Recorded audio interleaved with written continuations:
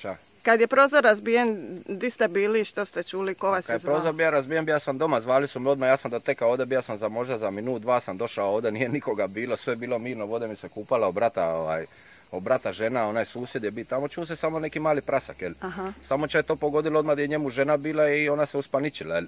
Ali nikoga nije bilo, to je neka budala, neki psihovat prošla cestom i zahit, jel? Mi mještani Ugljana da smo to vidjeli, mi bi ga odmah isti sekund umore utopili, to je katastrofa, jel, za ovo. Ali nema nikakve istine u tome da je bilo nekih huligana, nečega, nego to je neka budala prošla, bacila jedan babuljčić i babuljčić je razbi staklo i jebi ga, sad je to nastalo. Jeste li vidjeli Ivana Raketića u tom trenutku? Ne, nisam ga vidio, ja sam ga poslije, on je već odmah na brodi i odmah su, mislim, pošli su namo, stali su i nakon toga su na brodi pošli čaša, žena mu se prepala jadno. Šta on kaže? Pa ništa, on je oduševljen sa mještanima, sa svime, sve ok, sve prva liga, što se tiče njega on bi ostao, nego jebi ga, naš da je žena gazda u kući.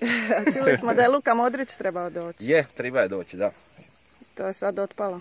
A jebi ga sad, ko to zna što će sad biti, hoće li doći, neće li doći. Ja mislim da bi treba doći, ja mislim da bi svi trebali doći vidjeti ovaj Ugljan.